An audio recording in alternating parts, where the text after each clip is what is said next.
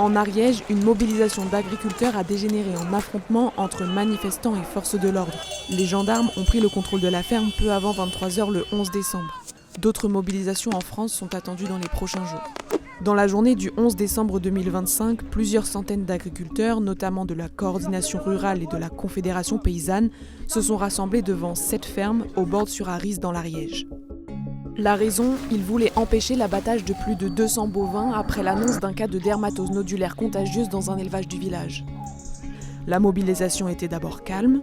Moi je suis éleveur, c'est quand même un drame, quoi. Toute une vie de sélection, d'élevage qui risque d'être réduit à néant, ça réunit les gens au-delà de leurs appartenances syndicales. En début de soirée, à l'arrivée des forces de l'ordre près de la ferme, des heurts ont éclaté.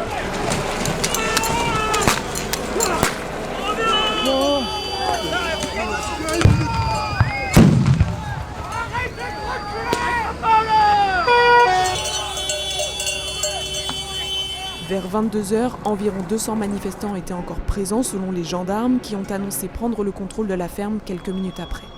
L'abattage des bovins devrait avoir lieu le 12 décembre, l'accès aux services vétérinaires étant désormais possible. Cette mobilisation n'est pas la seule en France. Des agriculteurs dénoncent la politique d'abattage systématique voulue par le gouvernement. Le gouvernement nous méprise.